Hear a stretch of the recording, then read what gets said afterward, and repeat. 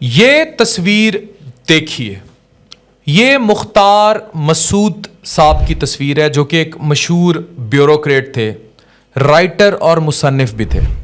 2017 میں یہ اس دنیا سے گزر گئے۔ ان کا ایک ایسا کارنامہ ہے جو دنیا کے سامنے آنا ضروری ہے، اور یہ میں اس لیے لا رہا ہوں کہ انہوں نے اس تشہیر کو روکا، لیکن آج جب رمضان کے ایک آٹے کے تھیلے کے فوٹو سیشن کے لیے بہت کچھ ہوتا ہے، وہاں ان کا یہ کارنامہ دنیا کے سامنے بتانا ضروری ہے۔ سن 2002 میں انہوں نے اپنی ساری جمع پونجی اکٹھی کی اور انہوں نے آزاد کشمیر کی ایک فاؤنڈیشن کے حوالے یہ جمع پونجی کر دی۔ یہ جمع پونجی 10 کروڑ روپیہ تھی، اور انہوں نے کہا کہ ایک ایسا اسکول تعمیر کیا جائے جہاں بچوں کو بہترین اور معیاری تعلیم حاصل ہو، اور اس اسکول کے چارجز زیرو بیس چارجز ہوں، مطلب کوئی بھی غریب بچہ یہاں آ کر پڑھ سکے۔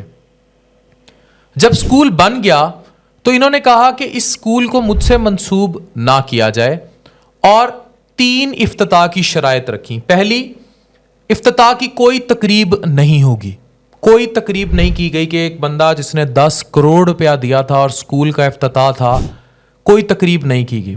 نمبر 2، انہوں نے کہا کہ اس تقریب میں چھٹی والے دن اس تقریب کو منعقد کرایا جائے تاکہ کوئی بچہ وہاں موجود نہ ہو یا کوئی بھی وہاں موجود نہ ہو۔ اور تیسرا، کوئی ڈونیشن کی تشہیر نہ کی جائے۔ جو شخص افتتاح کی اس تقریب پر آیا ہے اس نے 10 کروڑ روپیہ دیا۔ اچھا، اس سے بڑھ کے ایک اور بات ہے، انہی صاحب نے اس اسکول کے لیے چوکی، ایک گاؤں ہے، اس کا انتخاب کیا تھا۔ تو ان سے پوچھا گیا کہ آپ نے چوکی، اس گاؤں کا انتخاب 10 کروڑ روپے کی انویسٹمنٹ کے لیے کیوں کیا؟ انویسٹمنٹ بھی یہ ہوتی ہے کہ آپ ڈالیں تو پیسہ آئے، انہوں نے تو چلیں آگے کے لیے کی۔ تو انہوں نے کہا کہ میرے دادا چوکی کے گاؤں کے رستے، کشمیر کا یہ گاؤں ہے، یہ داخل ہوئے تھے اور یہ بڑے مصائب کا شکار تھے۔ تو انہوں نے یہاں سے راستے کا انتخاب کیا اور پھر یہ پنجاب میں داخل ہو گئے۔ چوکی گاؤں کے لوگوں نے نہ صرف میرے دادا جی کو پناہ دی، بلکہ دادا جی کی جتنی خدمت ہو سکتی تھی چوکی گاؤں کے لوگوں نے کی، اور اس خدمت کی وجہ سے آج میں یہاں زندہ ہوں۔ اور اس واقعے سے اب ہم نے 2 چیزیں سیکھنی ہیں۔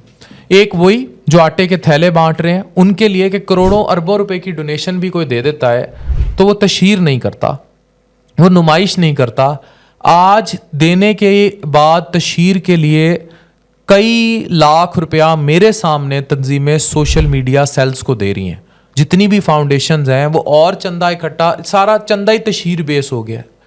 ایون کہ بڑے بڑے جو ڈونیشن ہاؤسز ہیں وہ بہت بڑے میڈیا سیلز کو بڑی ہیوی پیمنٹ کر رہے ہیں تاکہ یہ تشہیر جو ہے زیادہ سے زیادہ کی جا سکے اور تشہیر بیس پیسہ آئے۔ اور دوسرا یہ کہ تختی اپنی لگانے کی ضرورت نہیں ہے، کام کر دیا تو کر دیا۔ اور ایک اور بڑی بات جو یاد رکھنی چاہیے کہ یہاں تو لوگ قرضہ لے کر بھول جاتے ہیں، لیکن اس نے ایک گاؤں کا اپنے دادا پہ کیا احسان یاد رکھا، اور پوتے نے نسلیں پڑھا کر اس گاؤں کی اس احسان کو اتار دیا۔ تو آپ خود سوچیں کہ ہم کیسے انسان ہیں اور ہم کیا چاہتے ہیں۔ بات ان دی اینڈ کردار اور تربیت کی ہوتی ہے۔